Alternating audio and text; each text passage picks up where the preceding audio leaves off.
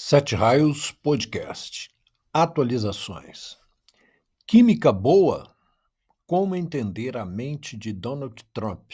Sua educação empresarial e cortesia nos negócios? Ele é mesmo imprevisível? A capacidade de uma pessoa reagir imediatamente ou posteriormente, ou ainda com lentidão, embora presente ao instante de uma situação, depende inteiramente dos caminhos estabelecidos em seu sistema de cognição, sua carga em movimento de sentimentos, suas crenças e disposição, seus caminhos interiores, esses lavrados nas experiências passadas e atividades na dependência da sua condição social e interações no presente. Também depende da sua saúde e dos mecanismos e sistemas inerentes à sua atenção e articulação pessoal, sua organização intelectual e do seu tino, por exemplo, para relacionamento, negócios, política, educação, diplomacia, etc. Que me lembre, a antiga mídia de grandes jornais da imprensa brasileira, reconhecida, mas não cartelizada internacionalmente, não recorria, em plena e real Guerra Fria, a interpretações psicológicas limitadas para falar, por exemplo, de Jimmy Carter, ex-presidente americano, ou Brezhnev, Leonid Brezhnev, o representante da União Soviética e seus países aglomerados, ou ainda de Ronald Reagan, o governador e presidente ator, ou Arnold Schwarzenegger, também ator e governador da Califórnia, que em bela cena, durante o governo de George Bush, o Bush filho, no inicinho desse século, socou a mesa e esbravejou, ao assinar, a primeira lei de redução de gases de efeito estufa nos Estados Unidos, dizendo: os Estados Unidos da América não têm lei de redução do efeito estufa, mas a Califórnia tem. Embora ator, era previsível que ele fizesse isso. Donald Trump, a mídia fala que é imprevisível. Esses dois caras que eu citei, um deles, presidentes americanos, né? Ator, e, no entanto, não era um comportamento previsível. No caso, o Arnold Schwarzenegger socando a mesa para assinar lá, decretando a primeira lei americana contra gases de efeito estufa na atmosfera. Então dizer, como a mídia grande e nanica mídia brasileira atual diz que Donald Trump é imprevisível, plantando pensamentos rasos na cabeça do povo, é infantil, ingênuo e intelectualmente descomprometedor, desvalorizando a inteligência das pessoas, tentando dizer que o homem é tripolar, uma vez que essa mídia só prima pelo raso, pelo mal contado, pela dialética simples em qualquer questão, como se tudo fosse só esquerda ou direita, e se as cidades só tivessem duas vias. Para entendermos o comportamento até a mente das pessoas, precisamos partir do princípio de que o que vemos como cena, previsível ou não, para quem o faz, para qualquer pessoa, para para o presidente americano e sua importância global, nunca será apenas cena. Precisamos primeiro entender uma ordem de grandeza da pessoa em si, na sua cultura. E nesse ponto, é difícil se colocar no local existencial do Trump. O local existencial dele é um local raro, mesmo dentro dos Estados Unidos e mesmo entre os presidentes americanos anteriores e conhecidos, por inúmeras e ilistáveis razões, que não tem nada a ver com estima, autoestima, que fala-se que a estima do brasileiro é baixa, né?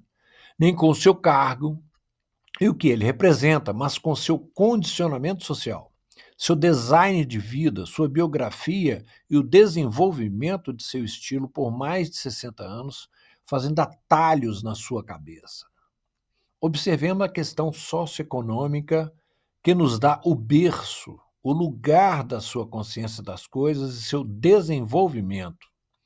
O que o Trump possui de patrimônio pessoal não é produto de ele ser um agente político a serviço do Estado. Ele nunca foi, por exemplo, parlamentar. E todo mundo sabe que ele é empresário e adquiriu um nível de qualidade de vida muito acima do nível médio dos americanos, que, exceto agora, mas que por mais de 50 anos e desde os anos 1950, 60, foi um dos níveis de vida mais altos do mundo. Ele, o Trump, mora em uma mansão de dezenas de milhões de dólares em Mar-a-Lago, uma de suas residências, e, depois de bem nascido, enriqueceu as favas, construindo milhares e milhares de moradias com grosso dinheiro governamental. Aqueles contratos que os empresários fecham com a maior empresa, né, de um país, que é o próprio governo, e governo sempre, nesses países, para os lados de cá, ou seja, para os lados da república, tripartites. Então você tem 3 esferas de grandes empresas, chamado prefeitura, chamado Estado, confederado e chamado governo federal, e empresários que trilham essa opção fazem grandes negócios com esse governo, pegam esse dinheiro e fazem coisas, né? Igual tem projetos, não só no Brasil também, mas em N lugares. Então, ele enriqueceu com isso, mas nosso primeiro foco para entender, depois de bem nascido, ele se enriqueceu com isso depois de bem nascido, nosso primeiro foco para entender a sua fala da química é o fato de ele ser americano, um país que está em todas as guerras, matando gente, vendendo armas, investindo em corruptos e depois os prendendo com um pesado serviço de inteligência em qualquer lugar do mundo, acompanhando tudo, porque tudo é brecha, no final das contas, para money. Mas Trump, depois disso, de ser um empresário americano negociador que teve que negociar com muita gente e amadurecer o seu estilo lidando com gente que, por ter alguma grana, acha que pode manipular o mundo. Ele ficou mega expert em manipular gente esperta. Sua pegada de pressão americana sobre o mundo das Américas e outros mundos, seu xerifado, se apoia legalmente e popularmente, pois tem, na opinião do povo americano, um sustento importante, principalmente porque parte da sua mídia tradicional, sua mídia ainda chamada imprensa, passou por esse mesmo processo de deterioração moral que vemos no Brasil. Então ele já mostra suas garras no combate internacional às drogas, ou combate à química legal, podemos dizer assim. Combate às drogas, ninguém vai contra a opinião pública americana em qualquer lugar. Então esse cara não vai abrir mão desse xerifado. Um homem como Trump pode jogar para a galera na ONU, toda ela aparelhada por uma tendência cultural de quebra de valores, de imposição de novos valores morais, os quais nós, enquanto pessoas cultas em nossa média no Brasil, como ele, como o próprio Trump nesse caso, estamos pouco nos lixando, uma vez que em nossa educação tivemos conhecimento da Constituição do Brasil, fundamentada nos direitos humanos. Tem mais de 200 anos que a humanidade fala isso, desde a França do século XVIII, e depois com a promulgação da Carta de 1948 e com as constituições do Brasil, o tempo inteiro valorizando o direito do outro de manter a sua expressão corporal, de imagem, de comportamento, desde que enquadrado nos ditames sociais, segundo a sua mentalidade. Nós aprendemos na nossa educação a respeitar isso, não precisava de lei específica há 40, 50 anos atrás, nem há 30 anos. Isso começou com esses movimentos internacionais que, na verdade, parecem que valorizam por um lado e desvalorizam por outro, né? Divide a sociedade, porque o entendimento, na sua média, é pequeno, ainda, muito. Então, já que pouco estamos nos lixando como ele, porque conhecemos a Constituição do Brasil e fomos educados assim, nos nossos direitos e no direito das pessoas de serem como elas quiserem ser, desde que não ultrapasse os limites da lei, os limites dos nossos direitos. Essa é a razão de a gente não se preocupar com isso. Ele também não. É sofrível ver hoje em dia o enorme e assustador analfabetismo jurídico, o desconhecimento da civilidade e independência do cidadão em relação ao Estado, do Estado em relação ao governo e outras moralidades, enquanto o Estado tem enorme e crescente dificuldade de cumprir seu papel. É um negócio assustador a gente perceber que o que pode, ao longo das décadas, melhorar só tem deteriorado. Minha geração foi criada adulta entre os anos 1960 e 1980, com acesso nas grandes cidades brasileiras a todos os tipos de sexo, drogas e rock and roll. E entenda rock and roll cultura, tanto a cultura quanto a contracultura. Nós vimos ali o final do movimento hippie, com aquela coisa de amor e paz, e vimos os movimentos posteriores e participamos de todos eles até hoje. Então a gente não está dando tanto crédito ao sistema. E estamos desconfiados da cultura, porque fomos educados para desconfiar da cultura. Qual o caminho que estamos indo? Está correto? É assim que a gente entendeu as coisas muito cedo. Nós estamos indo na direção certa. Isso que nós estamos falando na peça de teatro, estamos lendo na literatura, estamos conversando nas nossas conversas. As nossas gerações foram educadas no diálogo, né? No diálogo. Tem algo assim que transcende qualquer coisa, que é o diálogo, né? Então, para talhar a conversa, entre esses anos, esses tempos, e até hoje em dia isso não é novidade, comprando para quem tendia para o lado todos os manuais da esquerda, em belas livrarias, nos centros das grandes cidades. Então, tendia para o lado, é engraçado, porque nós assistimos pessoas tendendo para um lado e para outro lado, e a gente no meio, com a filosofia do diálogo, que é a filosofia da harmonia, da pacificação. O cara que tende para um lado, ele fica menor, né? O cara que tende para o lado, ele fica menor. E não acho que esse estar no centro, observando e procurando dirimir a questão, as questões pelo diálogo, não tem nada a ver com o centrão da política, não tem nada a ver com isso lá, porque o centrão, na verdade, não é centrão. Eles têm uma ideologia. Se nós observarmos a coisa de uma maneira bem mineira, como um queijo cortado naquelas fatias assim triangulares, o centrão é um grupo que quer, na verdade, pegar o queijo inteiro, porque ele tem boa parte do queijo. Ele não é centro de nada.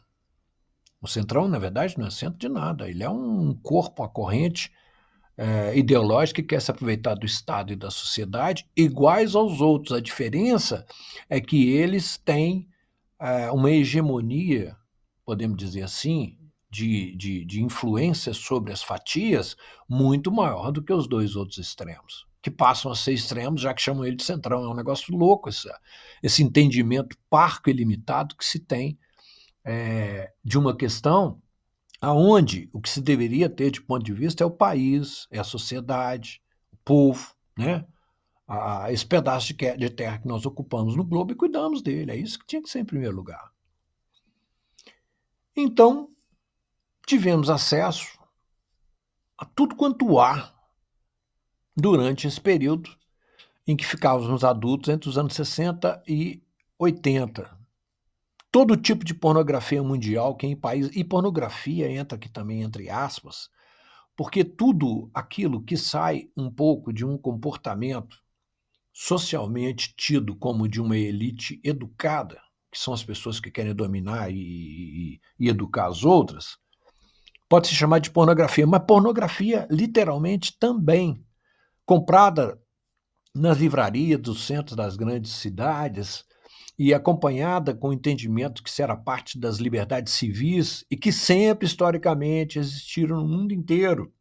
E também acesso a neocomportamentos pessoais nós tivemos. Informações de psicologia, ciências. Hoje em dia todo mundo fala, né? Ah, tá estressado, tá não sei o quê. Usamos N termos que vieram da psicologia dos anos 50, esse freudianismo da cultura, né? As artes, os comportamentos sociais, as falas assimilaram termos das psicologias, as pessoas passaram a se entender mais, entender o outro, etc., para agora falar que o comportamento do outro é imprevisível, depois de tanta cultura de discernimento psicológico, para ver, em primeiro lugar, um cara muito inteligente. Se você não medir o seu potencial opositor na sua grandeza, como é que você vai entrar no combate? Aí acha que é vantagem pensar que o outro é menor. Pô, isso sim é expressão de baixa autoestima. Isso sim é impressão de baixa autoestima. O cara é grande, você pode ser pequeno? Pode, mas você pega uma pedra, você sabe usar uma primeira pedra, e aí tem relato aí de milhares de anos sobre esse tipo de coisa.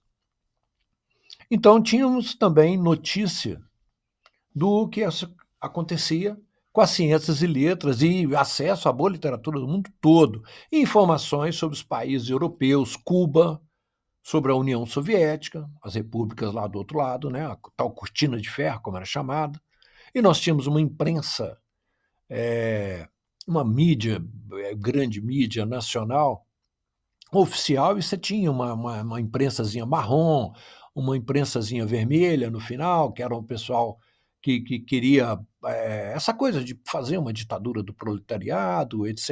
Mas essa mídiazinha marrom, os caras meio que falavam a verdade, falavam, fui em Cuba e tal, a ilha, sabe? O cara vinha contando, você tinha que plantar arroz para você comer e o outro pegava o seu arroz. É um negócio danado. Naquela época, os caras já contavam A Ilha, um título aí conhecido e antigo, né? O Enfio foi na China, pô, antes de 1980, em 80, se não me engano, ele estava lá, veio contando, falou, ó, é trabalho, não tem, sabe, almoço grátis. Então, França e Suíça, Holanda e a conservadora e muitas vezes arrasada Polônia. Polônia é um país que foi arrasado, porque as guerras têm ido para aquele lado ali na Europa. Inglaterra, Japão, China e as duas Alemanhas e os dois lados do muro. Então a gente tinha informação, a gente observava as coisas de várias fontes para poder decidir o que pensar, não tinha esse negócio de cartilha pronta. Ué, peraí, é um chip, isso é um chip intelectual. Quando você pega uma cartilha pronta e adota um argumento e fala, pô, beleza, é esse que é o argumento. Então, observar a fala de um presidente, sua cara na foto, não tinha, né, essa facilidade de ver um vídeo, essas coisas, e a TV, quando mostrava, vinha com aquele monte de narrativa que enchia o saco. Desconfiar que a fala, a imprensa, e buscar novas fontes literárias, ouvir aqui e ali, e em um rádio que naquela época não era capacho da televisão, e por fim ter, com tudo isso, esse apanhado geral, uma opinião pessoal, era um exercício diário de sobrevivência moral, de natureza intelectual. As pessoas tinham vergonha de ser mal informado e de comprar uma versão e sair alardeando ela sem ter certeza do que está falando. Veja, na camada externa, Trump está cansado de saber sobre o Brasil, seu presidente, nossos parlamentares, a economia, corrupções, etc., por inúmeras fontes. Não é só ele, não. Quem quer se informar sobre qualquer lugar do mundo é na hora. Fernando Henrique Cardoso, por exemplo, e palmas à sua mulher, Dona Ruth, criadora do Enem, ambos, ele e ela, acadêmicos, calça curta e tupiniquim macunaíma, como criticavam os seus iguais e suas cosanostas paulistanas, loucos para chegarem no governo do Brasil. E é como os americanos nos veem. Vou repetir aquilo que os contrários a Fernando Henrique Cardoso, lá em São Paulo, naqueles berços pseudo-acadêmicos lá daquelas universidades, acadêmicos calça curta e tupiniquim macunaíma, era como eram conhecidos. E é como os americanos nos veem, e em particular, quem vai se lixar para isso, exceto que no relacionamento, no tete-a-tete, você tem que quebrar em qualquer um essas diferenças culturais, essas máscaras, isso é assim mesmo. Mas se basear na máscara, como a nossa mídia vem fazendo em tudo, dá dó de quem acredita. Sobre informação que Trump tem, não temos dúvida. Corrupção, tráfico de drogas e de armas e eleições. E como a CIA provavelmente agia sem mandato, coube a ele sim, o sociólogo FHC, reconhecer e legalizar a CIA no Brasil, a Central de Inteligência Americana, com endereço no Rio de Janeiro, e tudo há quase 30 anos. Sim, foi no final dos anos 1990. Ora, o presidente Collor, criador do SUS, do ECA, da vitamina, ingredientes e validade nos alimentos e melhoria dos nossos carros, dentre outras coisas. Não foi só o mineiro Itamar, criador do Plano Real, lá chancelando lá o que Fernando Henrique Cardoso tinha recebido de vários grupos de pesquisa, principalmente aqueles especializados de Londres, para fazer com a economia brasileira que dá certo, e ele entendeu e chancelou. Não foi só ele que fez grandes coisas. Porque o Plano Real foi um negócio incrível durante 20 e tantos anos até hoje, ainda tendo resquícios daqueles primeiros 10 anos do Plano Real, que foram sensacionais, que projetaram o Brasil para 3 trilhões de PIB. Isso é incrível. Trilhões de reais. Então, há quase 30 anos. Ora, o presidente Collor, com isso que eu já disse, e o negócio dos carros, certa vez agradeceu o acompanhamento americano enquanto pagava de piloto de caça experimentando o voo em um jato militar para aparecer na imprensa. Então, esse negócio americano é no mundo inteiro e é antigo. Negar isso é besteira e ficar tentando falar para o povo que isso não existe, que não está na estrutura de formação cultural do Brasil e desses países, tudo perto deles, é besteira. Trump brincou com a careta progressiva da ONU e da mídia mundial, sobretudo a ingênua brasileira, ou que se faz de ingênua, porque o que eles querem é meter a mão no cofre do governo, quando disse da química com o Lula. KKKK. Tenha que rir disso. É química antropológica ou sexológica? Interpessoal ou governamental? Presidencial ou negocial? Política internacional ou bairrista americana com a sua periferia, seu quintal? Quem valoriza uma baboseira dessas? Todo mundo sabe que a cabeça realista do homem é cash. E ele disse isso, essa coisa patética, mas que para nós foi um máximo, para nós, para a mídia, né? Foi o máximo, se observarmos a mídia, a tal grande mídia serviçal do cofre do governo e suas migalhas e que se fazem insuficiente para o mercado, acreditando em um plano político a longo prazo, sem saber que nele ela não existe. Trump falou de química, valorizando sua brincadeira maior, de que ele quer ser Nobel da Paz. Fala que usa para manipular por interesse fantasma a cabeça da mídia também poluída americana. Esse papo dele de querer ser Nobel, isso é para o pessoal achar que ele pensa uma coisa, na verdade ele pensa outra, não está nem aí para esse tipo de coisa. Que não consegue entender sua mente e seu desejo real e verdadeiro de super rico, que é só de se manter a grandeza americana que lhe proporciona segurança e segurança às suas gerações e suas conquistas supremaciais. Na verdade, ele se lixa para isso, para esse papo de Nobel. Imagine que você é membro de um grupo seleto que de repente começa a receber membros que até então, na cultura vigente, aberrada ou não, eram vistos como desqualificados. O que acontece com a sua qualificação para pertencer a tal grupo? Ela se desvaloriza, o grupo se desvaloriza, como vemos acontecer nas 3 colunas da administração do Brasil, em qualquer lugar que se vá, com nossas autoridades ultrapassando Shakespeare, tentando levar tudo no gogó, tudo no argumento. É evidente que o número de pessoas boas, cordatas e relativamente honestas é sempre maior, infinitamente maior do que o outro grupo, mas é maçante maus governantes, a mídia, os bancos, inúmeras lideranças da sociedade civil organizada, tudo jogando contra o povo, como nos últimos anos vemos uma peste de contracultura de elite que se alastrou no Brasil. O Nobel da Paz parece ter efeito muito bem para o digníssimo Obama. Então, o Nobel da Paz pode ter feito muito bem para o Obama. Não sei se para estímulo, não sei se por sua questão política. Aliás, digníssimo Obama, em respeito ao homem, em respeito ao povo americano. Do contrário, não valeriam nada pondo um homem assim ou assado no governo. O mesmo vale para nossos ex-presidentes, para os presidentes e nós, o povo do Brasil. Tentaram chutar o traseiro do poeta maranhense José Sarney, o Lula não deixou. Lembra? Queria prender o Sarney, queria atacar o Sarney, o Lula não deixou. Depois prenderam o Lula. Prenderam o Collor, o Temer, que aliás é um paulista tradicional daqueles antigos que mereciam mesmo ser preso. A estratégia de desmoralizar ex-presidentes vem de fora e visa desacreditar o povo do país. Repetir. A estratégia de desmoralizar ex-presidentes vem de fora e visa desacreditar o povo do seu próprio país.